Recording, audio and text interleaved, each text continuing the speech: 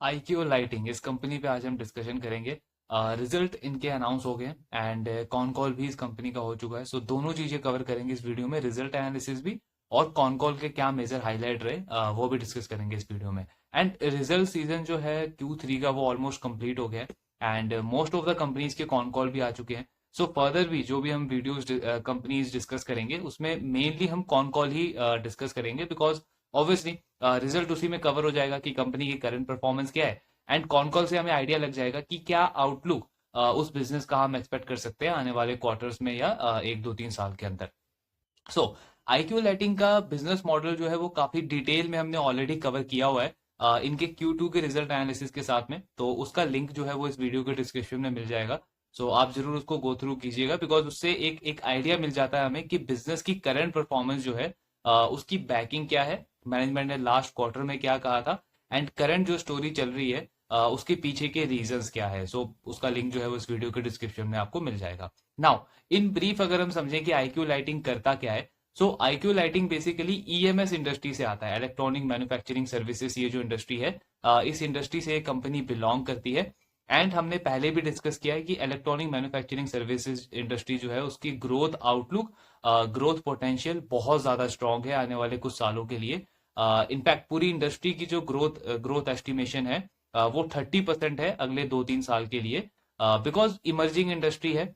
And I mean Nifty 200 या Nifty 250 में अगर हम देखें पूरी लिस्ट, तो एक भी कंपनी नहीं है जो इस इंडस्ट्री से बिलोंग करती हो, बिकॉज सारी कंपनीज जो है, सारे बिजनेसेस जो है वो अपने मॉडल को स्टैब्लिश कर रहे हैं, ग्रोइंग फेस में है और एक बहुत बड़ा लॉन्ग ग्रोथ रनवे अवेलेबल है इन कंपनीज के पास में।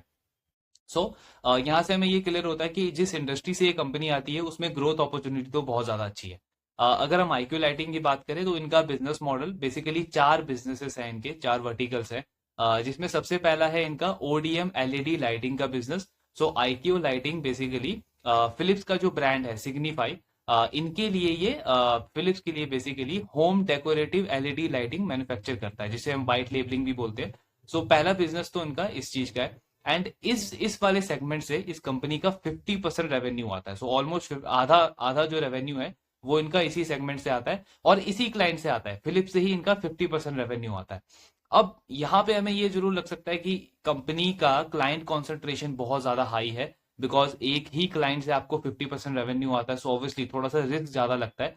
पर यहाँ पे हमें ये चीज समझनी होगी कि आईक्यू लाइटिंग का क्लाइंट कॉन्सेंट्रेशन जरूर है, लेकिन प्रोडक्ट कॉन्सेंट्रेशन नहीं है, प्रोडक्ट डाइवर्सिफिकेशन है।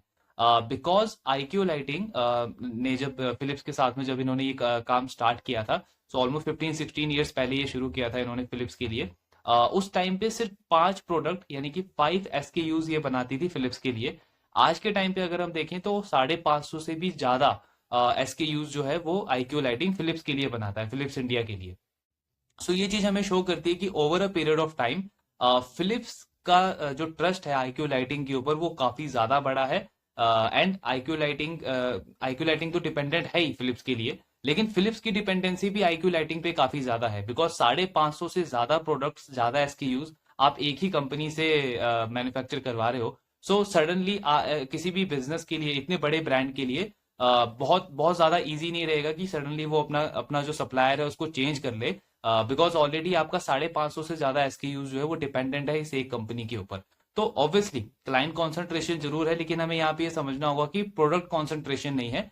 फिलिप्स की डिपेंडेंसी भी काफी ज्यादा है आईक्यू लाइटिंग के ऊपर। सो उस लिहाज से अगर हम देखें तो बहुत ज्यादा रिस्की नहीं है ये। देन इनके 2 3 वर्टिकल और है। दूसरा है कमर्शियल रेफ्रिजरेशन का वर्टिकल, जिसमें ये कमर्शियल रेफ्रिजरेटर्स की एलईडी लाइटिंग हो या आईपीएस लाइटिंग हो, ये सारी चीजें मैन्युफैक्चर करता है। इसके अलावा रिक्रिएशनल व्हीकल जो होते हैं वो ये मैन्युफैक्चर करता है, यूएस में बेसिकली एक्सपोर्ट का बिजनेस है इनका। देन चौथा जो वर्टिकल है उसमें ये सोलर सोलर पैनल बनाते हैं रिक्रिएशन व्हीकल के लिए, एबीपी पाइप्स बनाते हैं, रोटरी स्विचेस बनाते हैं, यूएसबी चार्जर बनाते हैं, लिथियम बैटरी बनाते हैं। तो ये इनका चौथा वर्टिकल है। मेन जो बिजनेस है वो ऑब्वियसली एलईडी लाइटिंग है, 50% रेवेन्यू वहीं से आता है। 30 35% के आसपास का रेवेन्यू उनका कमर्शियल रेफ्रिजरेटर वाले बिजनेस से आता है। तो ये 2 3 बिजनेस जो है ये इनके मेन बिजनेस है। सो ये ओवरऑल बिजनेस मॉडल है आईक्यू लाइटिंग का। अब अगर इस पे हम रिजल्ट की बात करें कि इस क्वार्टर में परफॉर्मेंस कैसी रही है इस कंपनी की, तो इनका जो रेवेन्यू है वो अराउंड 2% से ग्रो हुआ है on a Y Y basis, यानी कि 2% की ग्रोथ रही है इनके रेवेन्यू में। मार्जिन थोड़े से डिक्लाइन हुए हैं, 25% के मार्जिन थे वो इस क्वार्टर में कम होकर के 21% हो गए हैं। एंड नेट प्रॉफिट ग्रोथ जो है इस कंपनी का वो 6% के आसपास रहा है, तो पैट ग्रोथ एवरेज रहा है। ओवरऑल रिजल्ट अगर हम देखें तो ऑब्वियसली एवरेज रिजल्ट है, बहुत अच्छे रिजल्ट नहीं है, ये खराब रिजल्ट है कंपनी के। सो नंबर्स काफी वीक रहे हैं इस कंपनी के। नाउ अब कॉन कॉल पे आते हैं, बिकॉज ऑब्वियसली उससे हमें दो चीजें पता चलेगी और वही हमें जाननी है। पहला तो ये कि इतना जो वीक परफॉर्मेंस रही है उसके पीछे का रीजन क्या है, क्या एग्जैक्टली रीजन है जिसकी वजह से इनकी परफॉर्मेंस इतनी खराब रही है इस क्वार्टर के अंदर। दूसरा, आउटलुक हम क्या एक्सपेक्ट कर सकते हैं एज ए इन्वेस्टर, क्या कंपनी यहां से इम्प्रूवमेंट एक्सपेक्ट कर रही है, क्या ग्रोथ वापस आ सकती है इस बिजनेस के अंदर, या फिर कोई सीरियस चैलेंज है इस बिजनेस के साथ में। सो ये दो चीजें हमें आइडेंटिफाई कर दिया एंड वो हम कॉन कॉल से अभी डिस्कस करेंगे। नाउ कॉन कॉल में ऑब्वियसली सबसे पहले तो मैनेजमेंट वही चीज कह रहा है कि लॉन्ग टर्म ग्रोथ प्रोस्पेक्ट जो है ईएमएस इंडस्ट्री को लेकर के, उसको उसको लेकर के बहुत ज्यादा पॉजिटिव है management, and particularly IQ lighting को लेकर के, because obviously as we discussed कि पूरी इंडस्ट्री का ग्रोथ रेट 30-35% एक्सपेक्टेड है, जिसमें आईक्यू लाइटिंग बहुत छोटा प्लेयर है। आई थिंक 3,000-3,500 करोड़ का मार्केट कैप है। तो यहाँ से एक बहुत लॉन्ग रनवे ऑफ ग्रोथ जो है वो अवेलेबल है इस कंपनी के पास में, तो उसको लेके काफी ज्यादा पॉजिटिव है मैनेजमेंट। देन इनका कहना है कि इस क्वार्टर के अंदर जो डिमांड है वो थोड़ी सी म्यूटेड रही है। इन्होंने थोड़ा सा चैलेंजेस फेस किया है डिमांड साइड पे इस क्वार्टर के अंदर। वो मेजर रीजन था जिसकी वजह से ग्रोथ ज्यादा अच्छी नहीं रही, थोड़ा सा स्लो डाउन रहा है डिमांड में जनरली इस क्वार्टर के अंदर। लेकिन अगेन इसमें भी वही कह रही है कि लॉन्ग टर्म ग्रोथ प्रोस्पेक्ट को लेकर के काफी ज्यादा पॉजिटिव है ये मैनेजमेंट। देन प्रोडक्ट रेंज जो है आईक्यू लाइटिंग की वो काफी ज्यादा डाइवर्सिफाइड है, 1000 से भी ज्यादा एसकेयूज ये कंपनी मैन्युफैक्चर करती है अलग अलग कंपनीज के लिए, जिसमें से जैसे कि हमने डिस्कस किया कि 550 से ज्यादा एसकेयूज जो है वो ये सिर्फ फिलिप्स के लिए बनाती है। तो प्रोडक्ट रेंज अगर आप देखोगे तो वो काफी ज्यादा वाइड है आईक्यू लाइटिंग का, 1000 से भी ज्यादा एसकेयूज कंपनी ये मैन्युफैक्चर करती है। नाउ अगर आपने Q2 का एनालिसिस इस कंपनी का देखा होगा तो वहां पे हमने एक बहुत मेन कॉम्पिटिटिव एडवांटेज जो है आईक्यू लाइटिंग का वो डिस्कस किया था। सो वो बेसिकली क्या है कि आईक्यू लाइटिंग बैकवर्ड इंटीग्रेशन है इनके पास में। So basically most of the चीजें जो इनको अपने बिजनेस में चाहिए होती है वो इन हाउस करते हैं ये। रिसर्च डेवलपमेंट इन हाउस है इनका, रॉ मटेरियल की सोर्सिंग इन हाउस है, रॉ मटेरियल की मैन्युफैक्चरिंग इन हाउस है, मेन प्रोडक्ट की फिनिशिंग इन हाउस है, सप्लाई चेन वगैरह वो भी इन हाउस है। तो ज्यादातर चीजें अगर आप देखोगे तो सारी चीजें ये इन हाउस करती है कंपेयर टू इट्स कॉम्पिटिटर्स, जो कि ज्यादातर चीजों के लिए डिपेंडेंट है अपने वेंडर्स के ऊपर, सप्लायर्स के ऊपर। इससे होता क्या है कि आईक्यू लाइटिंग का जो कंट्रोल है अपने सप्लाई चेन के ऊपर वो काफी ज्यादा बेटर है compare to its competitors.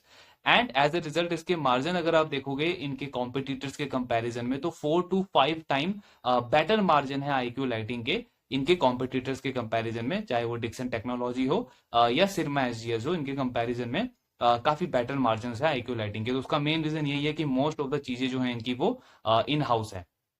Then इसके बाद में अगेन कंपनी वही कह रहा है कि इस क्वार्टर में हेडविंड्स इन्होंने फेस किया है, चैलेंजेस रहे हैं, और इवन पूरा जो फाइनेंशियल ईयर गया अभी तक 9 मंथ्स कंप्लीट हुए हैं इस फाइनेंशियल ईयर में FY24 में, उसमें चैलेंजेस काफी ज्यादा रहे हैं। लेकिन इसके बावजूद इन्होंने नेगेटिव ग्रोथ नहीं होने दी है बिजनेस को, और ओवरऑल प्रॉफिटेबिलिटी जो है उसको मेंटेन करके रखा है। मतलब ऐसा नहीं है कि प्रॉफिट ग्रोथ आपकी नेगेटिव हो गई हो या सेल्स ग्रोथ आपकी नेगेटिव हो गई हो, वो नहीं होने दिया है, कंट्रोल करके रखा है इन्होंने ओवरऑल बिजनेस को, बावजूद इसके कि पूरी इंडस्ट्री में थोड़ा सा चैलेंज रहा है इस क्वार्टर में या इस फाइनेंशियल ईयर में। देन जो इन्होंने गाइडेंस दिया था लास्ट क्वार्टर में कि आईक्यू लाइटिंग कुछ नए प्रोडक्ट लाइन के ऊपर काम कर रही है, सो उसके अकॉर्डिंग इन्होंने अपने रिसर्च और डेवलपमेंट टीम में नए एम्प्लॉयज को हायर किया है। तो वहां पे इनके एम्प्लॉय एक्सपेंसेस बढ़े हैं, ऑपरेटिंग एक्सपेंसेस बढ़े हैं। इससे आईक्यू लाइटिंग एक्सपेक्ट क्या कर रहा है कि ये जो इन्होंने नया इन्वेस्टमेंट किया है नए प्रोडक्ट लाइंस के ऊपर, सो उस पर अभी काम अभी चल ही रहा है, एंड इसका जो रिजल्ट है यानी इस वाले सेगमेंट से जो रेवेन्यू आएगा इस प्रोडक्ट से, ये एक्सपेक्ट कर रहे हैं कि सेकंड हाफ ऑफ FY25 यानी कि फाइनेंशियल ईयर जो अभी नेक्स्ट फाइनेंशियल ईयर स्टार्ट होगा अप्रैल से, उसके सेकंड हाफ से इनको इस वाले इन्वेस्टमेंट का रिजल्ट मिलना स्टार्ट होगा, यानी इस सेगमेंट से थोड़ा बहुत रेवेन्यू कंट्रीब्यूट आना स्टार्ट होगा इनका। तो ये इनकी एक्सपेक्टेशन है। देन आईक्यू लाइटिंग ने अभी नोएडा में एक्चुअली 5 लाख स्क्वायर फीट का एक नया फैसिलिटी, एक नया प्लांट उन्होंने इनिशिएट किया है, जिसको वो 2 ब्लॉक्स में कंप्लीट कर रहे हैं, आई थिंक 2 या 3 ब्लॉक में कंप्लीट कर रहे हैं, जिसमें से पहला ब्लॉक जो कि ऑलमोस्ट 2 लाख स्क्वायर फीट का है, वो उसका कंस्ट्रक्शन कंप्लीट हो गया है। एंड अभी उसमें प्लांट और मशीनरी की इंस्टॉलेशन चल रही है। और ये जो क्वार्टर अभी चल रहा है, जनवरी से मार्च वाला quarter, last quarter of this financial year, इसमें ये ऑपरेशनलाइज हो जाएगा, यानी इसमें प्रोडक्शन वगैरह स्टार्ट हो जाएगी। तो बेसिकली आईक्यू लाइटिंग इस वाली फैसिलिटी में क्या करेगा कि एलईडी लाइटिंग का मैन्युफैक्चर करेगा, सोलर पैनल बनाएगा, एक्सपोर्ट बिजनेस जो है इनका, उसको उसमें भी कुछ प्रोडक्ट्स ये ऐड करेगा। सो इन सारी चीजों के लिए ये ब्लॉक 1 यूज करेगा। सेकंड ब्लॉक जो है, इसी टोटल जो 5 लाख स्क्वायर फीट ये ऐड कर रहे हैं, सेकंड ब्लॉक इसका नेक्स्ट ईयर मार्च तक कंप्लीट होगा, यानी 2025 के मार्च तक इनका सेकंड ब्लॉक जो है वो इसका कंप्लीट हो जाएगा। देन अगेन वही सेम चीज है कि ओडीएम एलईडी लाइटिंग बिजनेस जो है, जो कि फिलिप्स वाला बिजनेस है, उसमें काफी ज्यादा चैलेंजेस रहे हैं इस क्वार्टर में, लेकिन बावजूद इसके इस कंपनी ने 3% की रेवेन्यू ग्रोथ जो है इस वाले बिजनेस में शो करी है।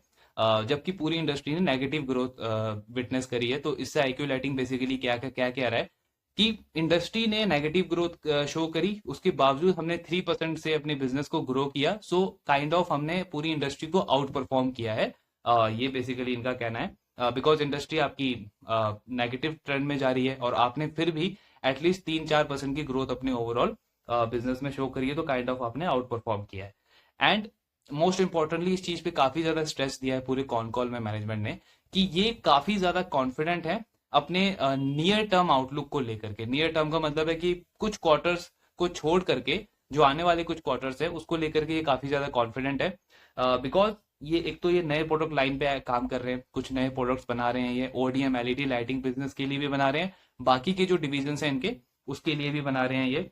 साथ में आईक्यू लाइटिंग बेसिकली दो मार्केट में एंटर कर रही है। एक तो जो गल्फ कंट्री है उसके अंदर ये एंटर कर रहे हैं, वहां पे जो मेजर कस्टमर्स हैं उनसे इनकी डिस्कशन चल रही है पिछले कुछ महीनों में।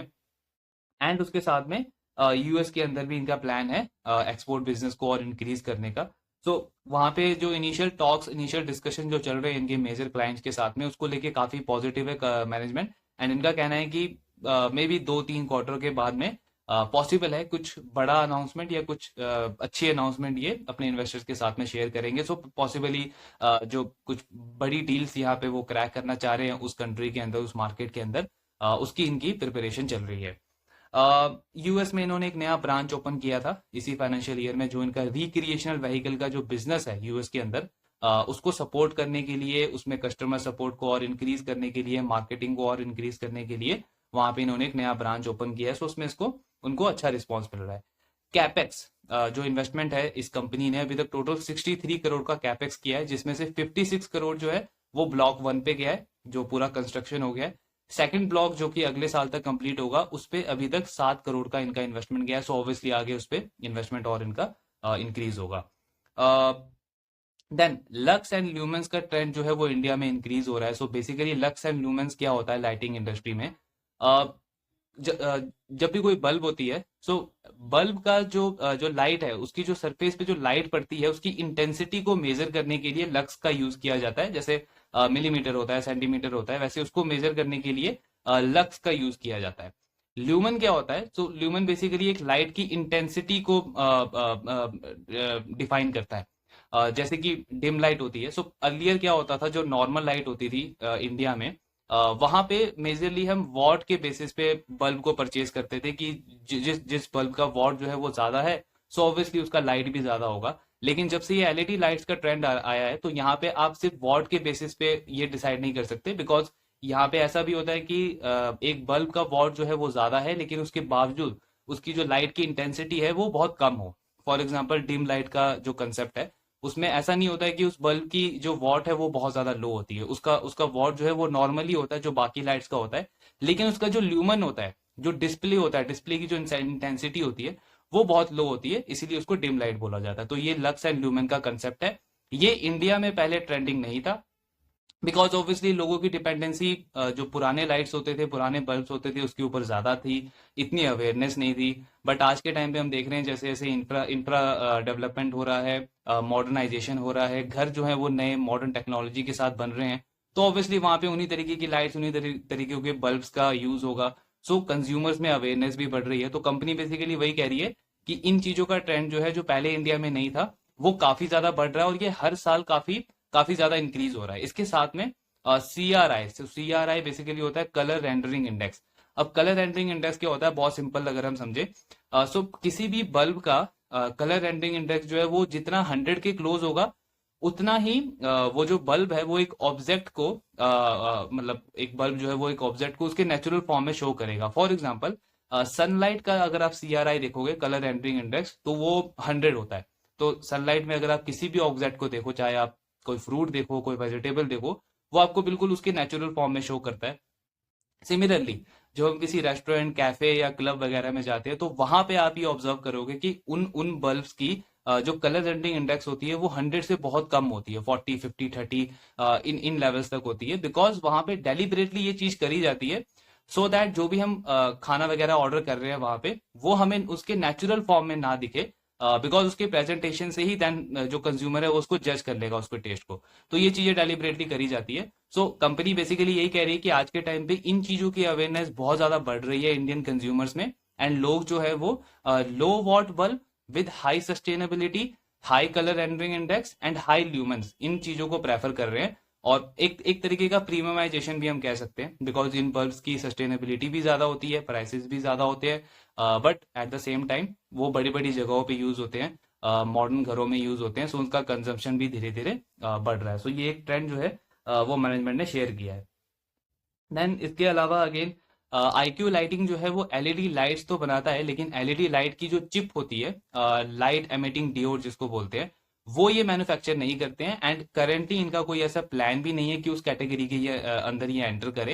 इंडिया में अभी जनरली उस चीज को मैन्युफैक्चर किया भी नहीं जाता है, उस चिप को मैन्युफैक्चर नहीं किया जाता है। ऐसा कोई इंफ्रा भी अभी इंडिया में डेवलप नहीं है, एंड इनकी भी कोई ऐसी कोशिश नहीं है कि उस वाले सेगमेंट के अंदर ये एंटर करे। सो वो जो LED होता है, लाइट एमिटिंग डियोड, इसको ये कंपनी इंपोर्ट करती है, और अभी इनका वही स्टांस है कि इसको इंपोर्ट के ऊपर ही वो रिलाई करेंगे।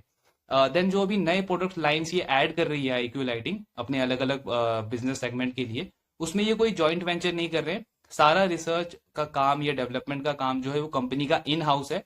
एंड IQ लाइटिंग का यही कहना है कि 20 साल से भी ज्यादा का एक्सपीरियंस है इस कंपनी को, सिर्फ LED लाइटिंग का ही नहीं बल्कि बाकी की जो इलेक्ट्रॉनिक आइटम्स हैं, चाहे वो रोटरी स्विचेस हो, फैन रेगुलेटर्स हो, या जितने भी इलेक्ट्रॉनिक कंपोनेंट्स हैं, वो ये कंपनी 20 साल से भी ज्यादा टाइम से मैन्युफैक्चर करते आ रही है। सो इनके पास वो कैपेबिलिटी है, वो एबिलिटी है कि दुनिया में जहां पे भी बेस्ट से बेस्ट प्लांट मशीनरी यूज होती है उसको ये खुद इन हाउस इंस्टॉल कर सकते हैं। वो मैन पावर है, वो एक्सपीरियंस है कि जो नई टेक्नोलॉजी वाला प्रोडक्ट दुनिया में कहीं पे भी बन सकता है, उसको ये इन हाउस केपेबल है मैन्युफैक्चर करने के लिए। एंड बिकॉज ऑलरेडी इतने सालों से सारी चीजें ये इन हाउस कर दी है, तो ऑब्वियसली उस लेवल का एक्सपीरियंस इस कंपनी के पास में है। सो उसके लिए ये किसी तरीके का जॉइंट वेंचर वगैरह नहीं कर रहे हैं। देन मार्जिन ऑब्वियसली इस क्वार्टर में डिक्लाइन हुए हैं कंपनी के 25% से 21%। तो उसका दो रीजन है। पहला तो ऑब्वियसली रॉ मटेरियल के प्राइसेस बढ़ गए हैं, तो मार्जिन पे थोड़ा सा कंप्रेशन पड़ा है। दूसरा रीजन ये है कि अगर आप बिजनेस की ग्रोथ देखोगे तो वो भी कम हो गई है। जो 20-22% पे बिजनेस ग्रो होता था, उसकी ग्रोथ इस क्वार्टर में सिर्फ 2-3% की रही है, तो ऑब्वियसली उसका भी नेगेटिव इम्पैक्ट पड़ा है इनके ऊपर। ऑपरेटिंग एक्सपेंसेस का जो परसेंटेज है रेवेन्यू के टर्म्स में वो काफी ज्यादा बढ़ गया है।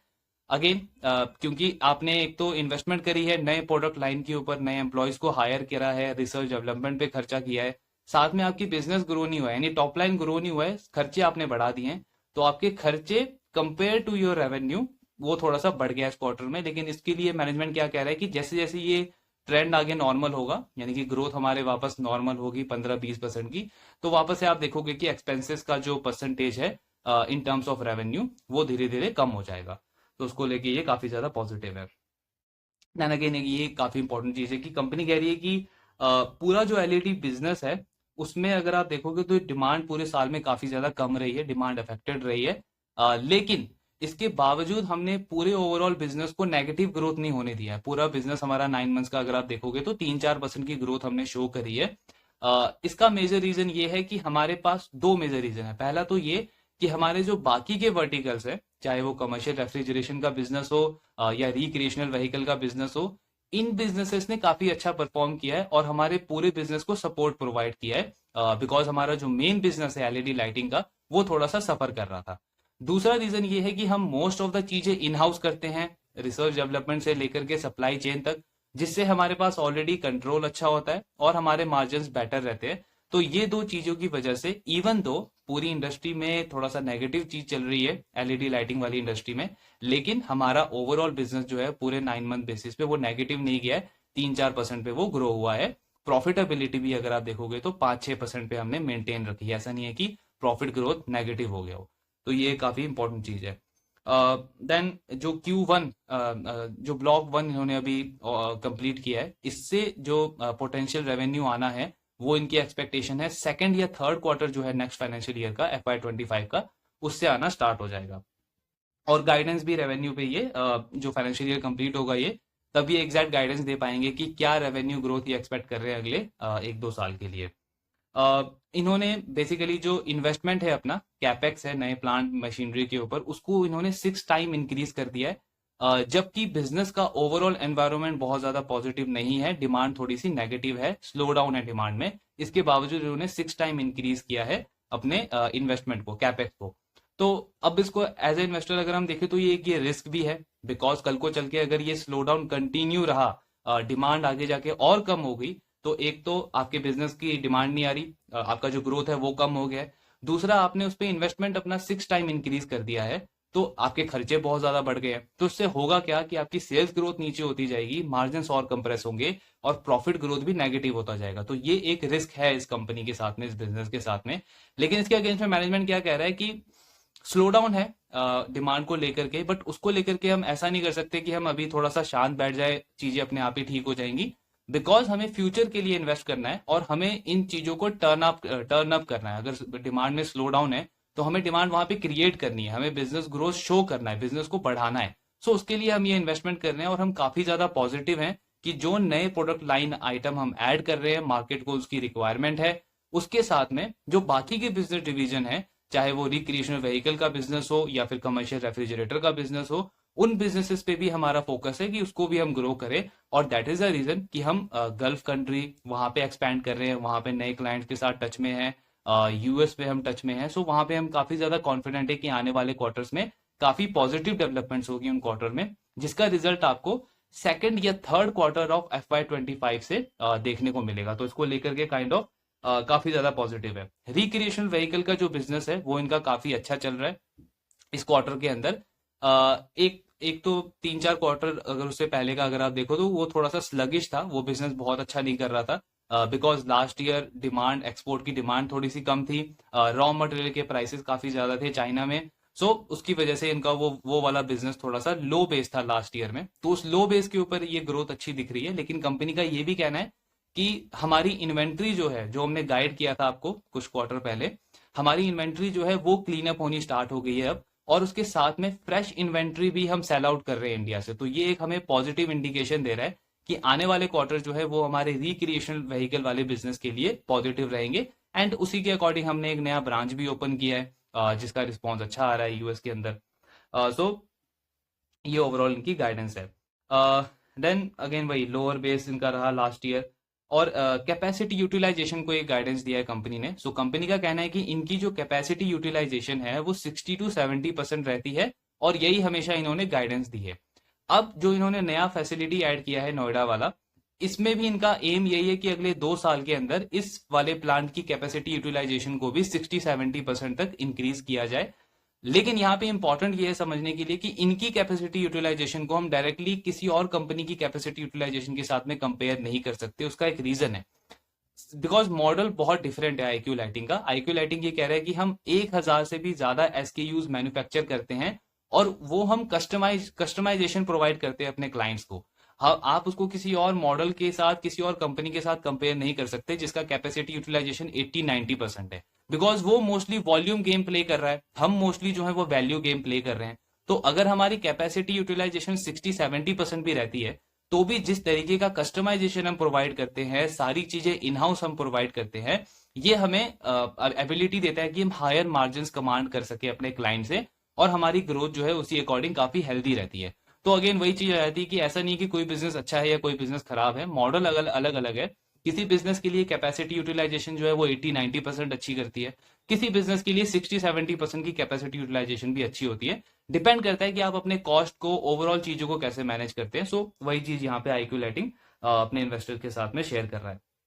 देन अगेन वही सेम चीज कि इवन तो अभी करंट डिमांड एनवायरनमेंट थोड़ा सा नेगेटिव भी है, लेकिन मैनेजमेंट काफी ज्यादा पॉजिटिव है अगले 2-3 क्वार्टर के बाद को लेकर के, specially second quarter of financial year 25 से। बिकॉज इनको एक्सपेक्टेशन है कि जो इन्होंने नए प्रोडक्ट लाइंस को ऐड किया है, जो नए मार्केट्स को ये एक्सप्लोर कर रहे हैं, जिन नए क्लाइंट्स के साथ में ये टच में है, वहां पे काफी अच्छी डेवलपमेंट इन्हें देखने को मिलेगी और कुछ क्वार्टर बाद इन्हें काफी पॉजिटिव रिजल्ट मिलेगा इनका। इसके बाद में एलईडी लाइटिंग का जो बिजनेस है ये काफी ज्यादा डायनामिक होता है, बिकॉज कई बार टेक्नोलॉजी बहुत जल्दी चेंज होती है। क्लाइंट के एंड से आप देखोगे कि कुछ अलग डिमांड आ गई उनके प्रोडक्ट को लेकर के। कई बार गवर्नमेंट का कोई रेगुलेशन आ जाता है बल्ब लाइटिंग वगैरह को लेकर के। सो उसमें चेंज जो है वो काफी ज्यादा डायनामिक है, कांस्टेंट है, वो चलता रहता है। तो इसीलिए आईक्यू लाइटिंग के 40-60 प्रोडक्ट जो है वो हमेशा अंडर डेवलपमेंट रहते हैं। एंड ये काइंड ऑफ इनको एक एडवांटेज भी है, बिकॉज सारी चीजें इनकी इन हाउस है। तो एक प्रोडक्ट को कंप्लीट करने के लिए इनको जनरली 3 से 5 महीने लगते हैं, बिकॉज मोस्ट ऑफ द चीजें ये इन हाउस प्रोवाइड करते हैं। और इनको ये चीज एबिलिटी देती है कि अगले 6 महीने बाद जो चेंजेस होने वाले हैं एक प्रोडक्ट को लेकर के, एक टेक्नोलॉजी को लेकर के, वो प्रोडक्ट ये काइंड ऑफ पहले ही एंटिसिपेट कर लेते हैं वो चेंजेस। और 6 महीने बाद जो प्रोडक्ट मार्केट में होना चाहिए उसके साथ ये ऑलरेडी रेडी होते हैं। बिकॉज कॉम्पिटिटर्स जो कि थर्ड पार्टी पे ज्यादा डिपेंडेंट है, उनको थोड़ा सा ज्यादा टाइम लगता है टेक्नोलॉजी को अडॉप्ट करने में, समझने में चेंजेस को। बट क्योंकि इनकी मोस्ट ऑफ द चीजें इन हाउस है, तो इनके पास ये एबिलिटी है, ये एडवांटेज है कि वो चीजें जल्दी से अडॉप्ट कर लें जो चेंजेस होने वाले हैं टेक्नोलॉजी में। और 6 महीने बाद जो प्रोडक्ट मार्केट में चाहिए उसके साथ ये बहुत जल्दी ऑलरेडी उस प्रोडक्ट को जल्दी तैयार कर लेते, तो ये एक एडवांटेज है इस कंपनी के पास में। देन सिर्फ होम लाइटिंग के ऊपर डिपेंडेंट नहीं है ये। कंपनी ने बार बार कहा है कि 50% रेवेन्यू हमारा एलईडी लाइटिंग से आता है। लेकिन ऐसा नहीं है कि हमारी डिपेंडेंसी इस वाले सेगमेंट पे है, हम अपने जो बाकी के सेगमेंट हैं उसको भी ग्रो कर रहे हैं कॉन्स्टेंटली। एंड अगर आप देखो तो उन्हीं सेगमेंट्स ने हमारे बिजनेस को ओवरऑल प्रोटेक्ट करा है नेगेटिव ग्रोथ में नहीं जाने से। मार्जिन हमारे स्टेबल हैं, प्रॉफिटेबिलिटी को हमारा एक क्वेश्चन प्रोवाइड करा है उन्हीं सेगमेंट्स ने, बिकॉज उनमें ग्रोथ थोड़ी सी अच्छी रही है इस क्वार्टर में। कोई एग्जैक्ट रीजन आईक्यू लाइटिंग को नहीं पता है कि किस वजह से इनका जो डिमांड है एलईडी लाइटिंग का वो खराब हुआ है, वो स्लो हुआ है। एंड किसी ने एंटिसिपेट भी नहीं किया था पूरी इंडस्ट्री में कि इस फाइनेंशियल ईयर में जो डिमांड है एलईडी लाइटिंग का वो काफी ज्यादा खराब हो जाएगा। अब यही चीज मैनेजमेंट को कॉन्फिडेंट भी प्रोवाइड करती है, बिकॉज अर्बनाइजेशन जो है वो सिर्फ इंडिया में ही नहीं बल्कि पूरी एशिया में अभी अभी सिर्फ स्टार्ट ही हुआ है, और अभी एक बहुत लॉन्ग जर्नी है इस पूरे थीम के अंदर।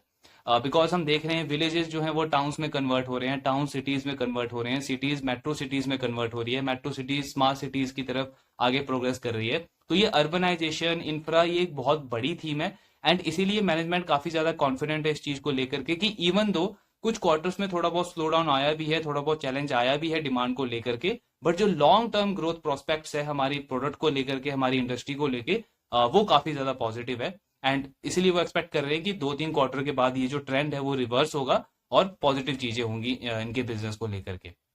देन इनके 40-45% रॉ मटेरियल जो है वो आईक्यू लाइटिंग इंपोर्ट करता है चाइना से, जिसमें मेजरली एक तो सेमीकंडक्टर है, जो एलईडी की चिप होती है वो है, ये सारी चीजें ये चाइना से इंपोर्ट करते हैं। क्योंकि इंडिया में इसकी कोई ऐसी फैसिलिटी नहीं है, कोई इंफ्रा नहीं है इन चीजों को इंडिया में मैन्युफैक्चर करने के लिए। लेकिन कंपनी का कहना है कि गवर्नमेंट इसमें काफी ज्यादा काम कर रही है एग्रेसिवली, बिकॉज हम भी सुनते हैं कि गवर्नमेंट का काफी ज्यादा फोकस है कि इंडिया में मैन्युफैक्चरिंग हर एक चीजों की ज्यादा से ज्यादा बढ़े। तो उसको लेकर के गवर्नमेंट ने काफी ज्यादा काम किया है। एंड मैनेजमेंट काफी ज्यादा कॉन्फिडेंट है कि आने वाले टाइम में इन चीजों की मैन्युफैक्चरिंग इंडिया में स्टार्ट हो जाएगी। सो उससे होगा क्या कि इनका जो इम्पोर्ट है 40-45% चाइना के ऊपर जो डिपेंडेंट है वो आगे जाके धीरे धीरे और कम हो जाएगा, एंड इनके मार्जिन वहां पे और ज्यादा इंप्रूव हो सकते हैं। देन अगेन मैनेजमेंट का कहना है कि डिमांड वाइज सडनली ये कुछ बहुत बहुत ज्यादा अच्छा एक्सपेक्ट नहीं कर रहे हैं मार्केट को लेकर के। इनका एक्सपेक्टेशन यही है कि नियर टर्म में कपल ऑफ क्वार्टर्स यानी कि 1-2 क्वार्टर्स में इनकी एक्सपेक्टेशन यही है कि जो स्लो डाउन अभी चल रहा है डिमांड में वो कंटिन्यू रहेगा। ग्रेजुअली चीजें इंप्रूव हो सकती है, specially from Q2 of FY25। And उसके लिए जो जो चीजें इन्होंने बताई कि नए प्रोडक्ट लाइंस के ऊपर ये काम कर रहे हैं, नए मार्केट्स को एक्सप्लोर कर रहे हैं, नए क्लाइंट्स के साथ में डिस्कशन चल रहा है। सो उसको लेकर के कंपनी काम कर रही है। तो होप इनका यही है, कॉन्फिडेंट है एक्चुअली काफी, कि सेकंड क्वार्टर ऑफ FY25 से जो ग्रोथ है, जो डिमांड है, वो इनके बिजनेस में वापस आना स्टार्ट हो जाएगी। सो ये ओवरऑल कॉल डिस्कशन था IQ लाइटिंग के लिए। मेजर थीम क्या है? मेजर थीम ये है कि करंट परफॉर्मेंस अच्छी नहीं है, डिमांड स्लो हो गई है, इनका जो मेन बिजनेस है LED लाइटिंग का उसमें। लेकिन पॉजिटिव चीज क्या है कि उसको निगेट करने के लिए मैनेजमेंट जो है वो डेवलपमेंट्स कर रहा है, नए प्रोडक्ट लाइंस ऐड कर रहा है, नए मार्केट्स को एक्सप्लोर कर रहा है, नए क्लाइंट्स के साथ में डिस्कस कर रहा है। एंड एक्चुअली अगर आप उनकी उनकी कन्वर्सेशन को सुनोगे तो काफी ज्यादा वो कॉन्फिडेंस साउंड कर रहे हैं कि सेकंड हाफ ऑफ FY25 से एक अच्छी ग्रोथ, एक अच्छी डिमांड ये कंपनी एक्सपेक्ट कर रही है अपने बिजनेस के लिए। अब ऐसे में सवाल ये होता है कि एज ए इन्वेस्टर हमें किस तरीके के डिसीजन लेने चाहिए जब इस तरीके का सिनेरियो हो किसी हमारे एक पोर्टफोलियो की कंपनी के साथ में, या फिर किसी ऐसे बिजनेस के साथ में जिसको हम ट्रैक कर रहे हैं। सो सी, होप वाली इन्वेस्टिंग तो कभी नहीं करनी है कि आज ठीक नहीं है कल हो जाएगा तो उसके उसके भरोसे हम लेके बैठे रहें, वैसी चीज नहीं करनी है। बिकॉज अगेन वही चीज आ जाती है कि सपोज करो अगर आगे चल के चीजें और वर्स हो जाती है, तो आप देखोगे ये IQ लाइटिंग का स्टॉक जो ऑलमोस्ट 400 से 300 आया है, ये 300 से 200 भी आ जाएगा। बिकॉज चीजें वहां पे और ज्यादा अगर वर्स हो जाती है तो मार्केट ऑब्वियसली स्टॉक को और ज्यादा पनिश करेगा। सो वहां पे रैशनल चीज क्या होती है कि हम चीजें वहां पे ट्रैक करें। Obviously long term growth prospect पूरी इंडस्ट्री का बहुत ज्यादा स्ट्रांग है, IQ लाइटिंग का साइज बहुत छोटा है, ग्रोथ अपॉर्चुनिटी बहुत बड़ी है। कंपनी 50% जो रेवेन्यू है वो फिलिप्स वाले बिजनेस से लाती है, फिलिप्स के लिए 550 से भी ज्यादा प्रोडक्ट की कंपनी बनाती है। तो ये सारी चीजें काफी ज्यादा कॉन्फिडेंट देती है एक इन्वेस्टर को। तो यहाँ पे ऑब्वियसली हमें ट्रैक करना चाहिए कि जो कंपनी गाइड कर रही है कि 2-3 क्वार्टर के बाद से चीजें इंप्रूव होंगी, सो वहां पे हमें ट्रैक करना है कि क्या एग्जैक्टली वो हमें ग्राउंड पे होते हुए दिख रहा है। जब हमें दिखेगा कि हाँ यहाँ पे अब चीजें इंप्रूव होनी शुरू हुई है, जो 2% की रेवेन्यू ग्रोथ है वो 15%, 20% के रेंज में जा रही है, तो हम कह सकते हैं कि हाँ कंपनी ने जो स्टेप्स लिए थे, जो जो इन्होंने जो डिसीजन लिया था इन्वेस्टमेंट का, वो अब एक्चुअली में प्ले आउट हो रहा है और वो नंबर्स में कन्वर्ट हो रहा है। एंड वहां पे आप देखोगे स्टॉक जो है वो 300 से वापस से 400 जाएगा। I am not predicting, but इस तरीके की चीजें होती हैं मार्केट में। बिकॉज मार्केट जो है वो हमेशा बिजनेस के आज को कल के साथ में कनेक्ट करके देखता है। ऐसा नहीं है कि आज अगर बिजनेस खराब हो गया तो स्टॉक बिल्कुल ही 100 रुपए आ जाएगा, 50 रुपए आ जाएगा। बिकॉज आपको ये चीज समझनी होगी कि inherent long term growth prospect बहुत अच्छे हैं बिजनेस के, एंड मैनेजमेंट खुद काफी ज्यादा कॉन्फिडेंट साउंड हो रहा है कि अगले 2-3 क्वार्टर्स के बाद चीजें काफी ज्यादा इंप्रूव होगी। सो बेटर यही है, again no buy sell call, but as a rational investor ऐसे केसेस में बेटर सिचुएशन यही रहती है कि हम उन बिजनेसेस को ट्रैक करें, टाइम के साथ देखें कि क्या चीजें वो ग्राउंड पे उतर रही हैं, वो मैनेजमेंट जो कह रहा है वो चीजें एग्जीक्यूट कर पा रहा है। एंड जहां पे ऐसा होगा तो ऑब्वियसली एज ए इन्वेस्टर वहां पे इंटरेस्ट और ज्यादा बढ़ता है ऐसे बिजनेसेस के लिए, ऐसे स्टॉक्स के लिए। सो ये ओवरऑल एनालिसिस था IQ लाइटिंग के ऊपर। आपके जो भी डाउट्स हो इस कंपनी को लेकर के या और भी कोई भी डाउट्स हो, please do let me know in the comment box. Thank you very much.